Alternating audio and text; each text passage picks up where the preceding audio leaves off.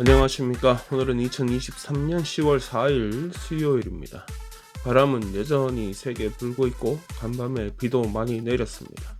좋아요, 구독, 알림 설정 부탁드리면서 시작해봅니다.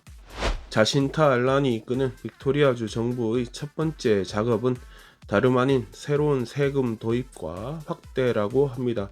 어제 한 방송에 출연한 재무부 장관 팀 팔러스는 그냥 가지고만 있는 빈 땅은 현재 주택난 해결에 도움이 되지 않는다면서 세금을 내든 아니면 팔든 둘 중에 하나는 하도록 그렇게 할 것이다, 이렇게 했습니다. 자신타는 팀이 소개한 이 새로운 세금 정책을 지지한다고 밝혔습니다. 무슨 세금이냐? 현재 멜번 도심 지역을 중심으로 실시되고 있는 6개월 이상 빈집에 대한 토지세가 2025년 1월 1일부터는 빅토리아주 전체로 확대됩니다. 현행 토지세율은 집값의 1%인데 이것이 그대로 적용될 것이라는 뜻으로 해석됩니다. 하나 또 추가된 것은 거주 용도의 토지가 5년 동안 용도에 맞게 개발되지 않으면 그에 대해서도 세금을 물리겠다는 것인데, 이거는 2026년부터 실시된다고 합니다. 아직 세부 사항은 나오지 않았는데, 예를 들어서 지방 지역의 농장을 소유한 사람이 거기에다가 집이라도 한 채 지어두고 6개월 이상 비워두면 세금을 내야 한다는 말입니다. 목축업을 하는 경우는 비일비재한 일인데 이에 대해서 어떻게 적용된다는 것인지 모를 일입니다. 또 계절에 영향을 받는 농작물을 키우는 농장, 여기 같은 경우는 그 시기에만 이용하는 집들이 있잖아요. 그러니까 일하러 오는 사람들이 그때만 오니까 그 사람들이 먹고 살 집이 필요하지 않습니까? 그런 집들도 많은데 그것도 부과 대상인지 아직까지 모를 일입니다. 지금 당장 세원이 확대되는 것은 아니니까 야당이 말하는 세금이 모자라서 하는 개수작이다, 이런 평가는 좀 그래, 아니다 이렇게 봐준다 해도, 지가 지돈 내에서 구입한 집이나 땅 이런 거를 국가에서 이래라 저래라 하는 거는 제가 봐서는 지극히 공산주의적 발상이다, 이렇게 느껴집니다. 또 다른 이야기는, 제가 몇 년 전까지 부동산 에이전트를 했었는데 신도시 지역의 경우 거주용도 토지 개발이 끝나서 집을 지으려고 하여도 지역 카운슬이 등기 절차를 미루면서 공사가 시작되지도 못하는 일이 엄청나게 많았습니다. 예를 들어서 해당 필지에 대한 등기가 내 이름으로 되어야 내가 빌더 선정하고 집도 지을 수 있고 그런데, 처음 땅 분양받을 때는 2015년 중반 정도에 분양 이게 다 등기되고 할 거다 이렇게 안내받고 계약을 체결했는데, 그러니까 그 시기 정도 맞춰서 빌더 선택해서 그때쯤부터 공사 시작해서 집 지어 주세요 이렇게 하는데, 저를 통해서 토지 분양받은 사람들 중에 길게는 2년 넘게 기다린 경우도 있습니다. 물론 토지 개발업자가 제대로 개발을 안 해서 지연되는 경우도 있었습니다만, 많은 경우 카운슬의 느림보 승인이 원인이었습니다. 더 웃긴 거는 12월이 되면 거의 일이 진행이 안 된다는 것입니다. 어떤 경우는 등기 예정이 11월이었는데 11월이 계속 기다리고 있다가 12월 되자마자 그 개발업자가 얘기를 합니다.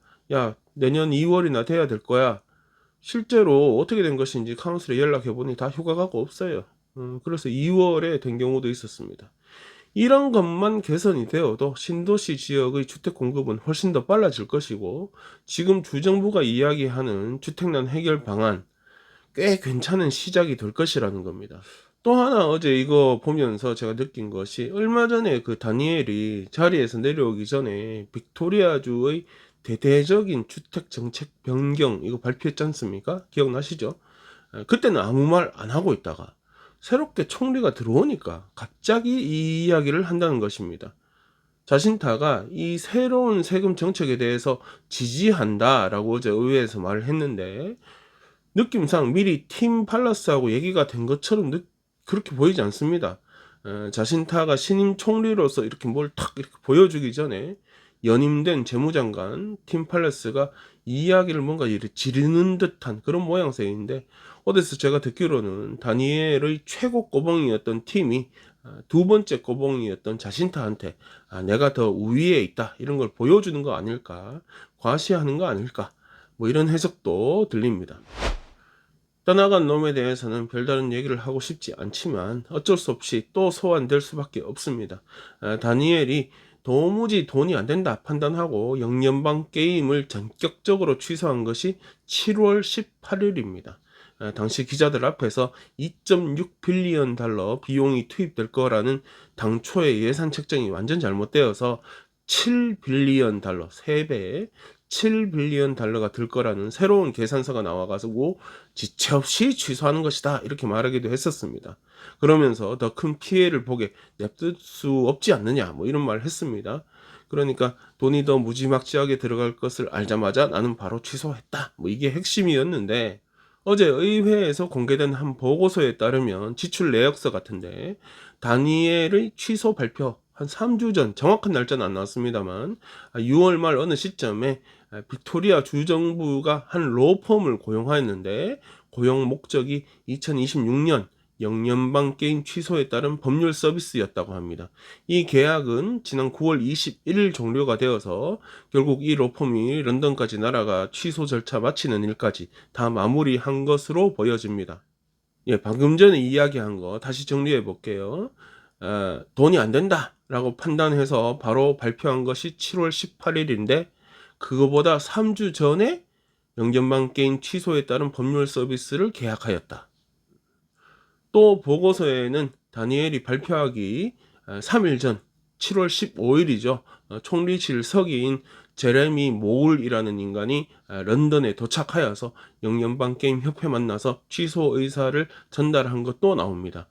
취소를 맡았던 로펌, 아까 그 로펌은 1.27밀리언, 127만 불짜리 수임료를 받아갔고, 제레미, 아까 그 서기, 일주일간 런던 출장에는 혈세 22,115불이 지출되었습니다. 런던에서 도대체 뭘 한 거예요, 인간은? 또 정확한 내역은 알려지지 않았지만 영연방 게임 취소와 관련하여 또 다른 로펌이 16일간 8월 달에 16일간 서비스 제공하고 19,745불 받아간 적도 있다고 합니다.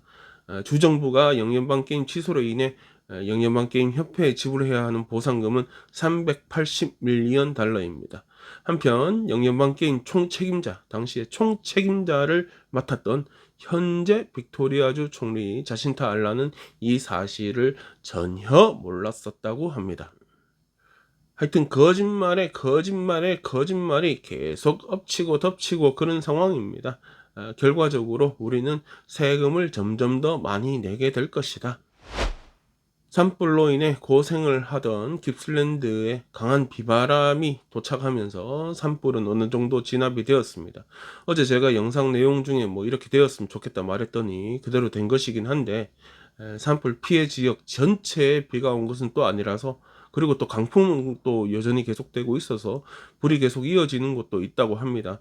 그나마 불이 꺼진 지역은 이제 다른 문제가 발생했습니다.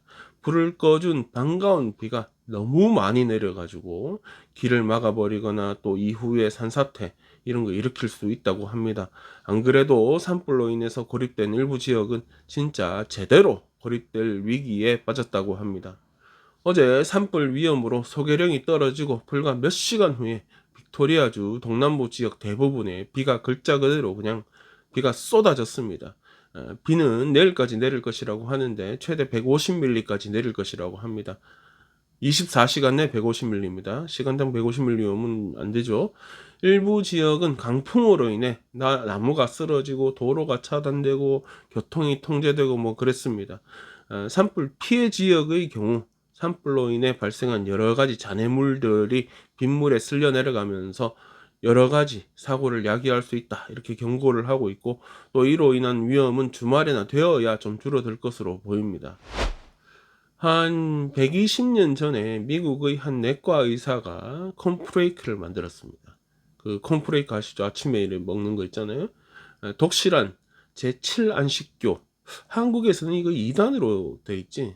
하여튼 뭐 여기도 많지만 제7안식교 신자였던 이 의사는 육식이 인간의 성욕을 자극한다 이렇게 생각하였고, 또 성욕은 경건한 신앙생활에 도움이 되지 않는다 생각하여서 이렇게 곡물을 섭취해 가지고 신앙생활에 더 집중할 수 있도록 하겠다 이런 목표를 내세우고 이 콘프레이크를 만들었다고 합니다.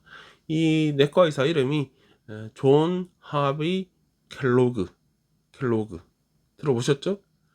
1906년 설립된 켈로그는 작년에 미국 지역을 담당할 켈로그하고 이외 전 세계 시장을 담당할 켈라노바라는 회사, 이 두 개로 나누기로 결정하고 어제부터 켈로그 호주는 켈라노바로 사명을 변경하였습니다. 헷갈려. 켈라노바.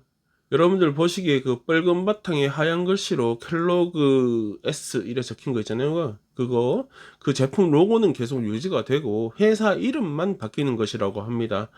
켈로그는 그러니까 미국을 차지하고 있는 켈로그는 계속 시리얼 산업에 주력을 할 것이고 전 세계 시장을 노리는 켈라노바는 새로운 제품군을 흡수하여 가지고 사업을 더 확장해 나갈 것이라고 합니다.